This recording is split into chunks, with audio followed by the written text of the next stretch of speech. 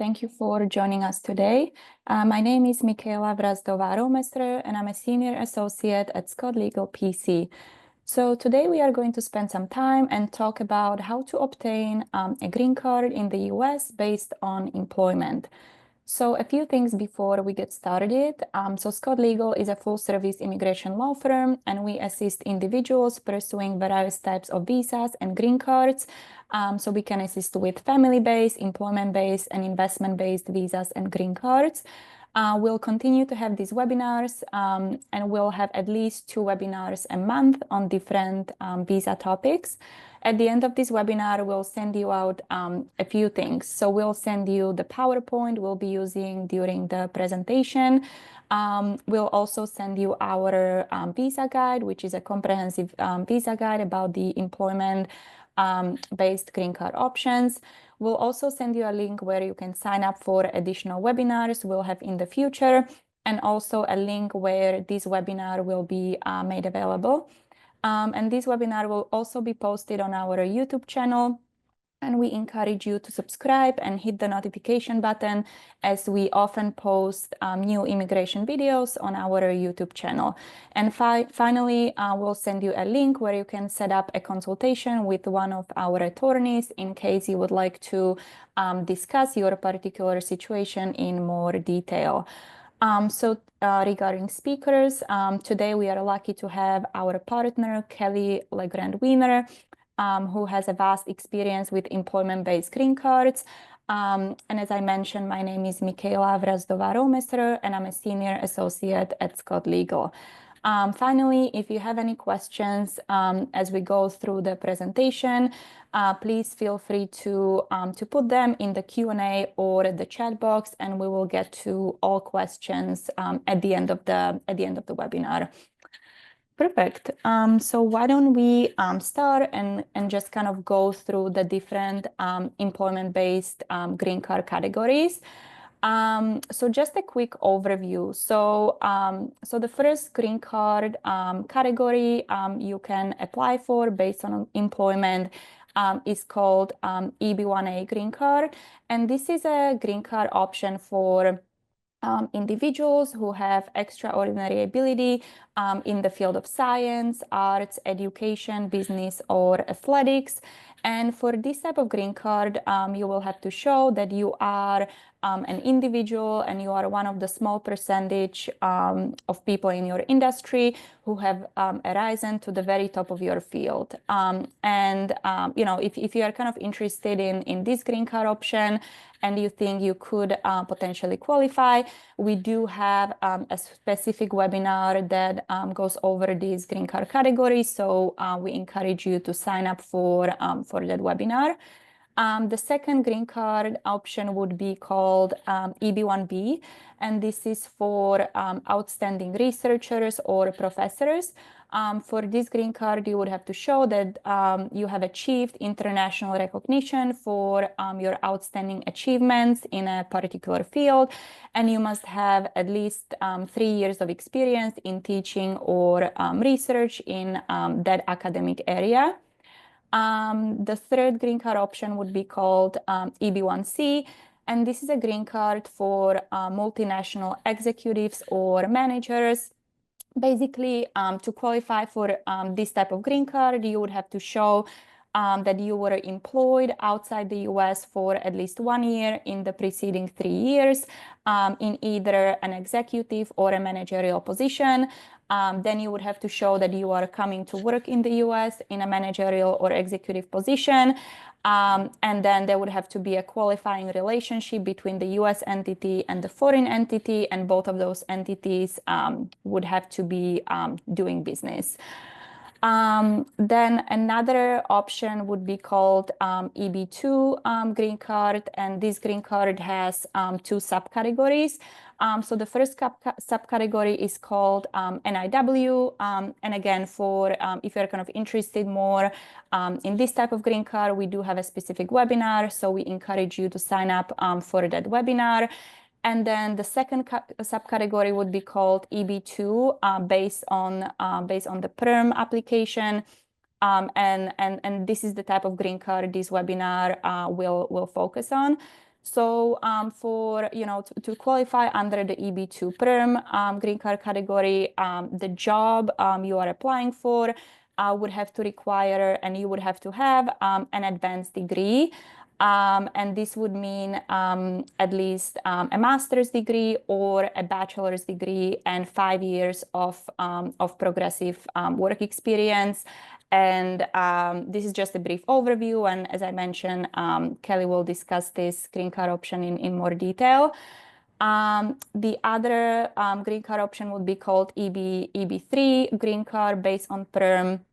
And there are 3 subcategories under the EB-3. So the first one would be the EB-3 green card for professionals. So these would be people, who have at least a US bachelor degree or foreign equivalent. The second subcategory would be for skilled workers. So these would be people who have at least 2 years of training or experience.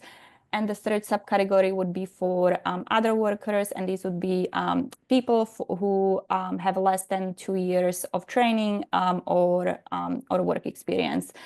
Then just briefly, another green card category would be called EB-4, and this green card category has many different subcategories, such as, for example, green card for religious workers or special immigrant juveniles.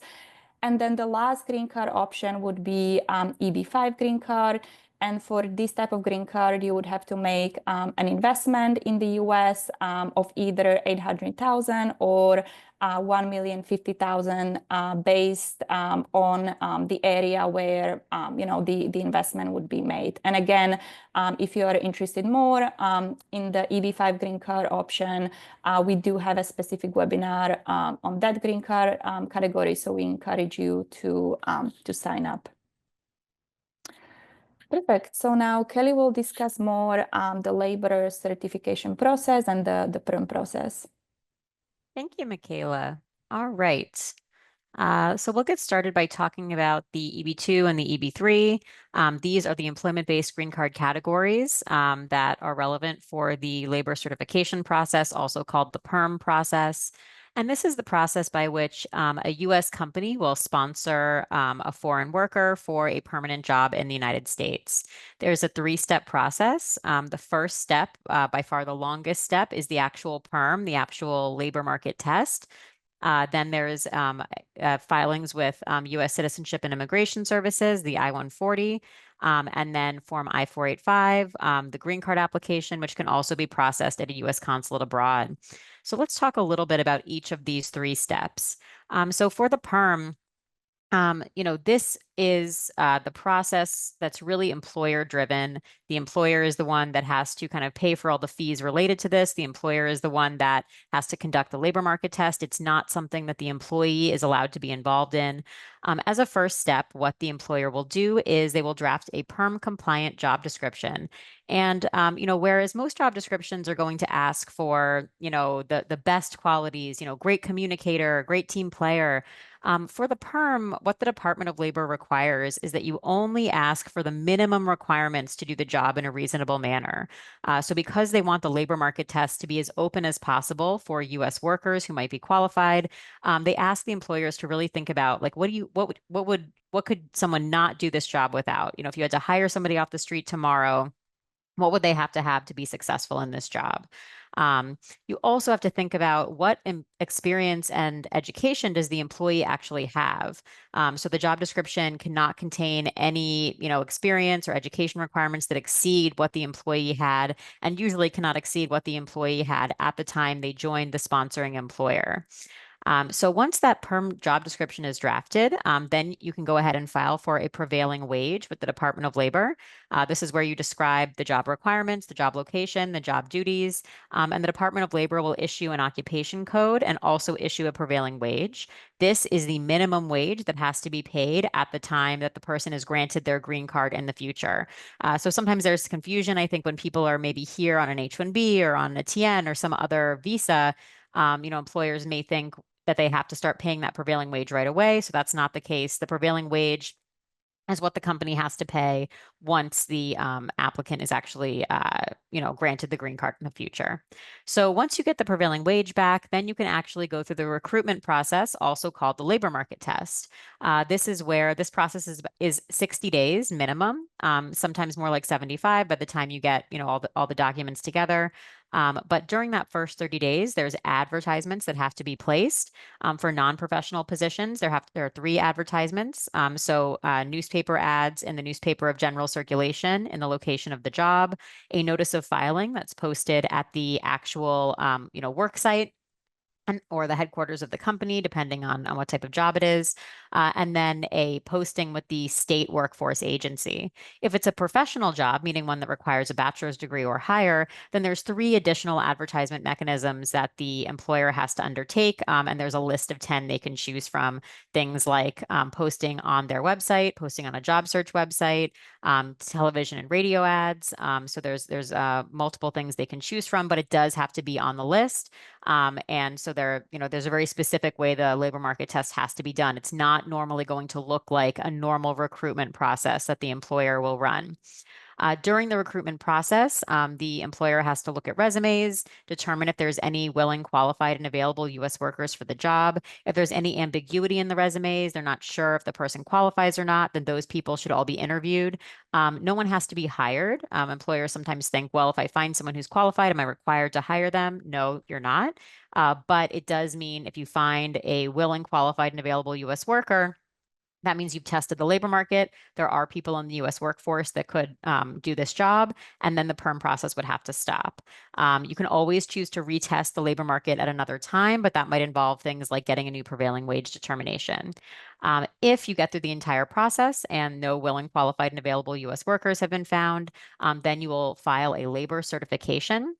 So this is a form that's filed online and attests to all the various, things that were done, including kind of the dates for the advertisements, details of the job, proof that the applicant meets all the requirements of the job.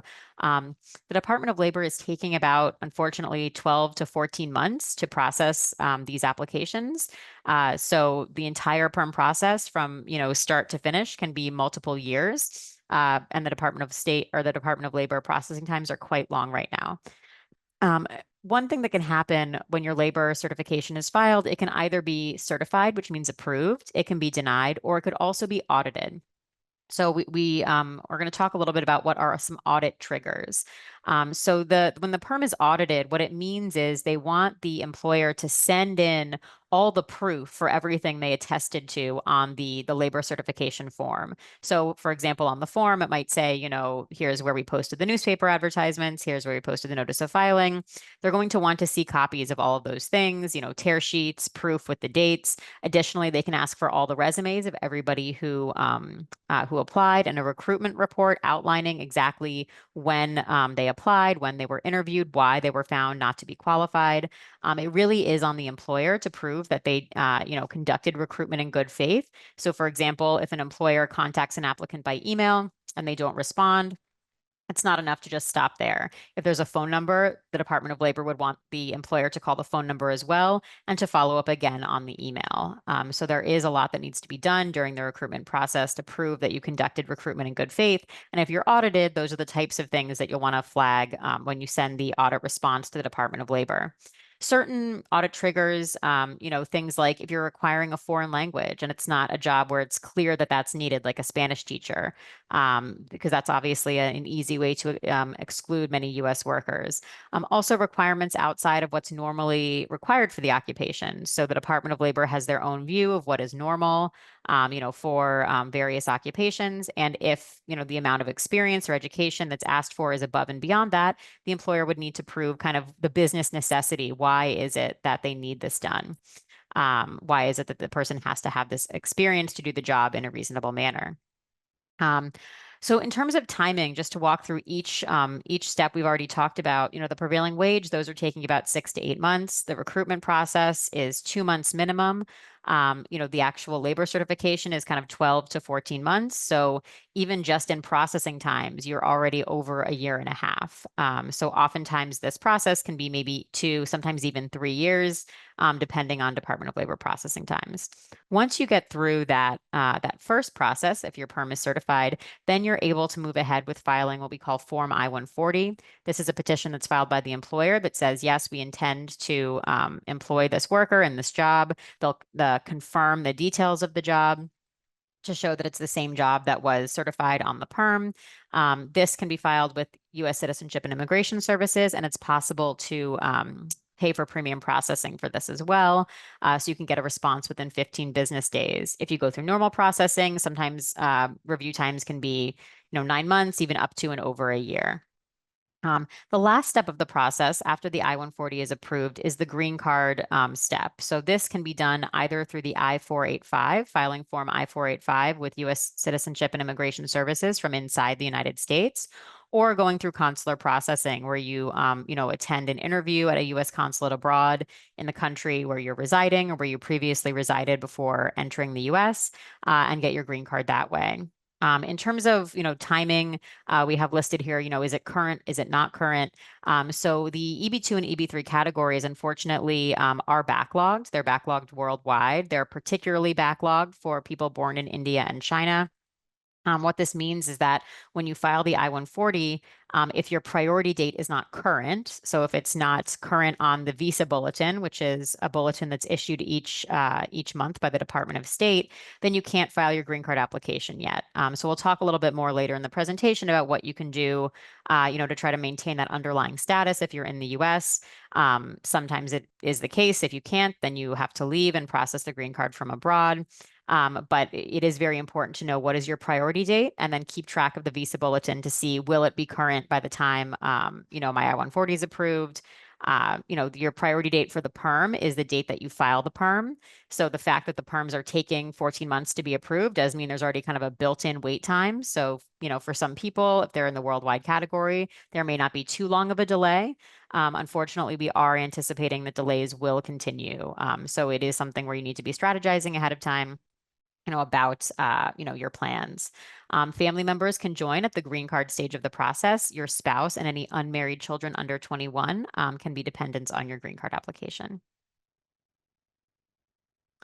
All right, so let's talk a little bit more about the green card step of the process, in particular, the differences between adjusting status in the United States and consular processing at a U.S. consulate abroad.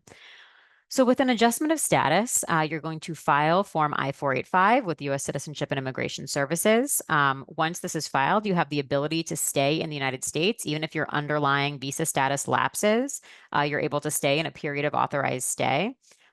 You also can file for work and travel authorization when you file your I-485, and your family can do so as well. So if you file Form I-485, your spouse, your children, everyone can file for work and travel authorization if they'd like to do so. Most applicants will have an interview with the USCIS officer. That's where they will confirm that you're still working in the same job, look at your maintenance of status, kind of ask questions about that. And if it's approved and the category is current, meaning there's green cards available to be issued, then your green card will usually be mailed to you within 1 to 2 months. If you're going through consular processing, then instead of filing a form with U.S. Citizenship and Immigration Services, your I-140 approval will be sent to the National Visa Center, also called NVC. Once they receive it, they'll send a welcome letter, and then you'll be able to go online and file Form DS-260, which contains a lot of the same biographical information that's collected on Form I-485, and also supporting documents like birth certificates, police certificates, marriage, birth certificates, things like that. After NVC reviews the documents, they will get in touch and say either we need more information or yes, this case is documentarily qualified. Once it's documentarily qualified, then it can be sent to the U.S. consulate for scheduling. So at that point, the ability to get an appointment is really going to depend on what's going on at the consulate. Some consulates are still very backlogged, even in immigrant visa appointments, and they do tend to prioritize, immediate relative family-based cases over employment-based cases. So it can be quite a wait at the consulate. Additionally, in contrast to the I-485, if you're going through consular processing, the fact that you have the green card process ongoing doesn't give you any ability to stay in the United States. So if you're going through consular processing and your H-1B is about to expire, you cannot stay in the United States just because your file is at NVC. This is in contrast to the I-485, whereas if your status was expiring and you couldn't extend it for some reason, but your I-485 had been filed, you would be permitted to stay in the US in a period of authorized stay. And then once you got your work and travel authorization, you would be able to work and travel as well. Going back to consular processing, if you are approved at the interview, they will put an immigrant visa stamp in your passport. That's usually valid for 6 months. You'll need to enter the United States during that time. And then, you'll go through the process where they'll look at all your documents and then put a stamp in your passport called an I-551. This serves as proof that you are a green card holder, a legal permanent resident of the United States. And then your green card will be mailed to you after you enter the US. All right, let's talk a little bit about who can pay for the green card fees. This does come up a lot. I think many, potential applicants are, willing to shoulder the cost of the green card process. Unfortunately, because of, policy reasons, this is not permitted. So, fees for the PERM process, legal fees and other fees have to be paid by the sponsoring employer. The government does not want foreign employees paying their employers to sponsor them for green cards. So that whole part of the process, it's very clear the employee cannot pay, and you cannot have kind of, backdoor deals where you say, well, we'll send the money to you and then you'll send the money to the lawyers. It does have to be the employer who is retaining the attorneys and going through the labor market test and paying for all those fees. For the I-140 petition and the green card application, it's more flexible. Either the employer or employee can pay for those fees, both legal fees and other related fees.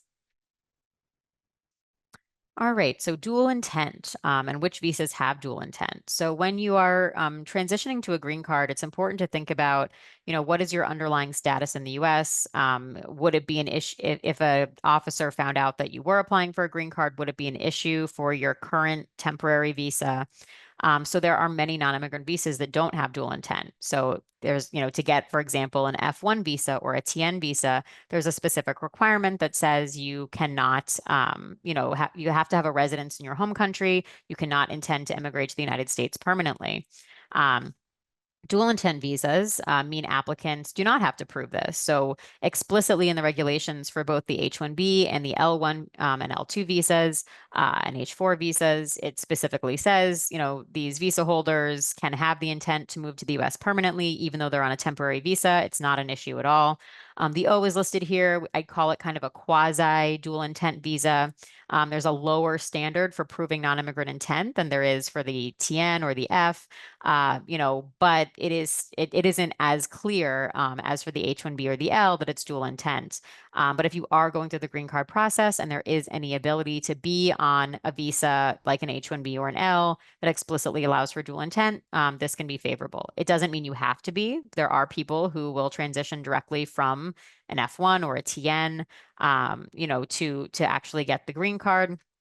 But you have to think more strategically, and plan, about when you're doing certain filings. And at a certain point, it may be difficult or even impossible to, renew or extend your underlying status, depending on what stage of the green card process you're in.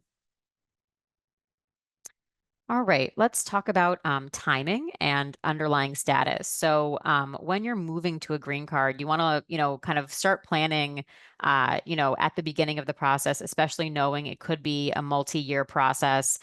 Consider how much time is left on your current underlying visa. If you're on an H-1B and you're going to want to take advantage of kind of some of the H-1B extensions that are available, you want to think about filing your green card application early enough that you can take advantage of those extensions. If you're on a TN visa, which can be issued, for in increments of 3 years, and you're about to file your I-140 immigrant petition, maybe better to renew that TN visa, get another 3 years before you file the I-140 petition to avoid questions they may ask about, what's your actual intent. do you want to adjust status in the US or do you want to get your green card through consular processing? Those are important things to consider as well. When you're planning for your children, like, will they be allowed to attend school? Do they want to work in the US? You want to think about all of these things as you're, planning for the green card. Often you can discuss it with your employer and your employer's attorney just to make sure that, you're managing your deadlines and you're not in a situation where your work authorization is about to run out, and you don't have, an option to extend from within the United States or to go to a consulate and get a visa. It does require this advanced planning. All right, so green card interview consideration. So not everyone who files with USCIS will go to a green card interview. Sometimes they are approved on the papers, but often they will call you in for an interview. So before you go in for your interview, either with USCIS or at the consulate, you want to review your immigrant visa petition and your green card petition. So you want to look at the I-140.